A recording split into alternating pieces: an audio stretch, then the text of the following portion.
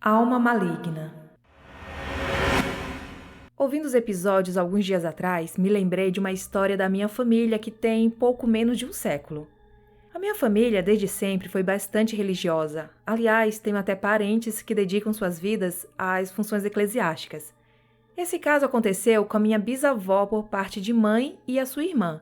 Ambas viviam no interior de Goiás, perto do município de Lusiânia. A irmã da minha bisa, cujo nome não me recordo, foi casada com um homem do pior tipo possível. Ele era alcoólatra, vivia dentro do barzinho da cidade. Ele era extremamente rude com todos e, ainda por cima, cometia violência física contra a esposa. Dentro da cidade, ele era conhecido pelo seu assobio, alto e forte.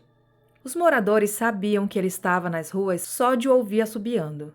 Sempre que ocorriam esses episódios de violência doméstica, ele dizia à esposa que, mesmo se morresse, voltaria para infernizar a vida dela. Certo dia, ele veio a falecer depois de um acidente na fazenda em que trabalhava. Segundo a pessoa que me contou esse caso, a irmã da minha bisavó sentiu um misto de tristeza e alívio após a morte dele. Passados alguns dias, minha bisavó, que tinha fama de benzedeira, foi até a casa da sua irmã. Chegando lá, encontrou as janelas e a porta dos fundos da casa de pau a pique fechadas com pedaços de madeira que foram pregadas, de modo que não conseguia mais abrir. Entrando na casa pela porta da frente, viu a irmã deitada em seu quarto, com aspecto de quem não dormia há alguns dias e uma aparência anêmica. Ao perguntá-lo o que ocorrera, sua irmã, em prantos, disse que o espírito de seu marido estava aparecendo do lado de fora da casa todas as noites, assobiando alto e dizendo coisas horríveis para ela. Como, por exemplo, que ela seria a próxima e que ele a arrastaria para o inferno junto dele. Todo esse horror só parava ao amanhecer. As portas e janelas pregadas foram uma tentativa de não vê-lo mais durante as noites. Após ouvir tudo isso, minha bisa decidiu pousar lá, para ver o que realmente acontecia na casa. Por volta de meia-noite, os assobios começaram, fortes e agudos, como o barulho de uma chaleira fervendo. Minha bisa foi até o quarto onde a irmã estava, decidiu tirar as madeiras da janela que dava para o quintal. Ao abri-la, seu falecido cunhado estava lá, em pé, bem em frente a elas, com uma aparência mórbida e terrível. Com isso, elas começaram a rezar o terço e orar para que a alma dele deixasse esse mundo e parasse de atormentar a vida dos vivos. Após alguns minutos de oração, elas viram a feição dele desaparecendo na noite escura. Assobiando, porém, a cada minuto que se passava, o som parecia mais distante, até parar de vez. Depois disso, ambas conseguiram seguir suas vidas. Recebi esse relato no Instagram, foi enviado pelo Arthur de Goiânia, Goiás.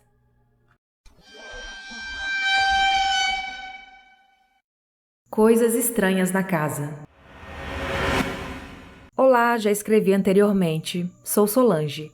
Como havia dito no outro e-mail, tenho vários relatos de coisas que aconteceram com a minha família. Aqui vai mais um. Estes fatos aconteceram quando eu era adolescente, fim da década de 70. Morávamos numa casa bem grande. Havia um corredor para o qual davam várias portas, de 2 quartos, de 2 banheiros, da sala e da copa. Nas extremidades opostas do corredor ficavam 2 quartos, o quarto das meninas. Dormíamos eu e mais 3 irmãs. E o quarto dos meninos, onde dormiam 3 irmãos. Minha avó, mãe da minha mãe, morava conosco, mas estava em seus últimos dias, depois de sofrer um AVC. Nesse período, diversas coisas aconteceram. Meu irmão mais velho, cético, ateu convicto, certa noite estava deitado em seu quarto quando ouviu uma das portas do corredor se abrir e alguém caminhar arrastando chinelos.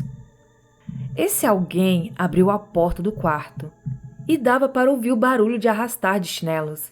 Meu irmão pensou que fosse algum dos outros irmãos. De repente, um peso se abateu sobre ele, o impedindo de se mexer.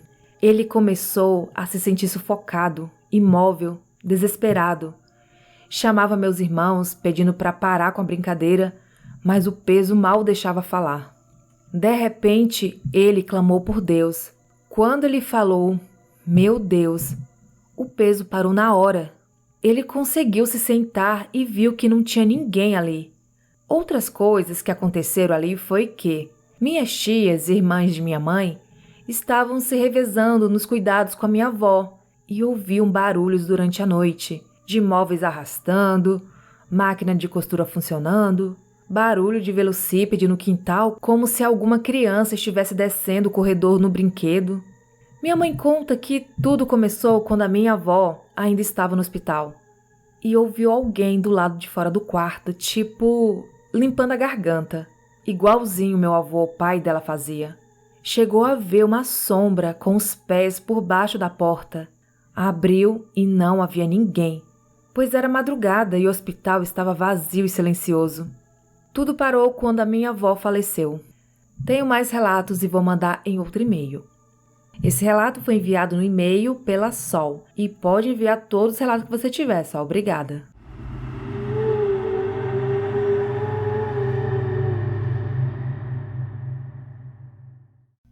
Estranha lembrança de infância.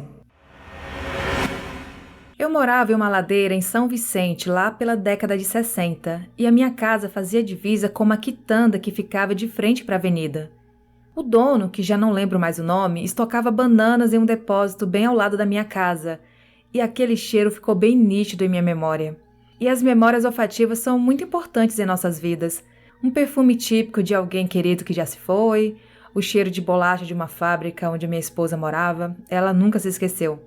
Bem, me estendi muito, mas o relato passa-se na rua da minha casa, como dito, e havia um boato de um velho que pegava crianças. O curioso é que não era um velho maltrapilho, um mendigo ou coisa assim. Ele andava vestido normalmente e conversava com as pessoas de forma agradável.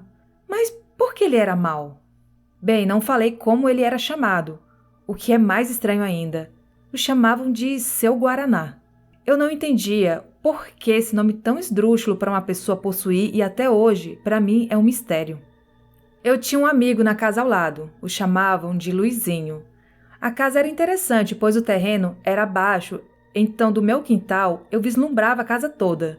Certa vez, meus pais e os pais de Luizinho iam sair, cada um para seus compromissos. Então, por medo, nossos pais acharam melhor ficarmos com a avó do menino na casa dele. E ainda havia o irmãozinho ou irmãzinha de colo desse amigo. Ficamos trancafiados na casa e, de repente, ouvimos grunhidos não humanos ao redor. A avó do menino disse: "É o Seu Guaraná. Fiquem em absoluto silêncio." Ela estava desesperada e nós muito assustados. Depois de algum tempo, os grunhidos guturais cessaram. Grunhidos tão assustadores que ficaram em minha memória até hoje. Aguardamos nossos pais retornarem e tudo voltou à normalidade. Mas como? Eu era muito pequeno e até hoje não consigo entender o que foi aquele acontecimento. Como aquele homem circulava livremente como se fosse um cidadão normal? E aqueles grunhidos como se fossem de um animal selvagem? Vinham dele? Ele se transformava em alguma coisa? O mais estranho é que o acontecido foi de dia e não à noite, como é de costume. Na ladeira havia uma circulação razoável de pessoas, então, de que forma ele agiu? São questões sem respostas para mim.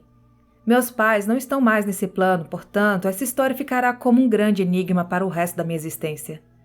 Seu Guaraná, que nome estranho para um ser humano, se é que ele era humano mesmo. Esse relato foi enviado no e-mail pelo José Maurício. Isso aqui é uma típica história de infância, né? Que a gente, talvez foi um acontecimento pequeno e a gente criou toda aquela imagem, toda aquela cena. Enfim, como você falou, né? Nunca saberá a resposta, né? Mas eu lembrei, assim, é uma coisa que a gente cria da infância, né? Você fala que a avó do menino estava desesperada.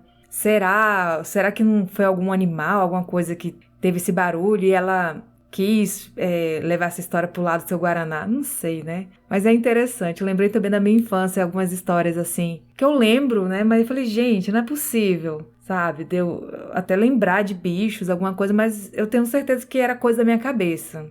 Que alguém falou, ali tem um bicho, né? Enfim. E questão de cheiro que você falou, né? Tem um cheiro que me marcou bastante, foi o cheiro daquela borracha que tem duas cores. Aquela metade vermelha e outra metade azul. Até diziam que era para apagar caneta, mas você rasgava a folha de papel e nunca que apagava a caneta. Então aquele cheiro marcou muito a minha infância. Eu lembro que minha mãe chegava com material escolar, aquele escasso material era um caderno, uma caneta, um lápis, a borracha, né, com aquele cheiro, uma resma de papel chamequinho. E, nossa, eu lembro daquela minha ansiedade, daquela minha expectativa com aula, né? Mas é legal essa questão de cheiro. A gente guarda aquele momento, né? Não é só aquela lembrança em si, mas toda aquela atmosfera, todo aquele sentimento a gente leva para sempre. Bom, eu também acabei me estendendo com isso. Obrigada pelo relato, José Maurício.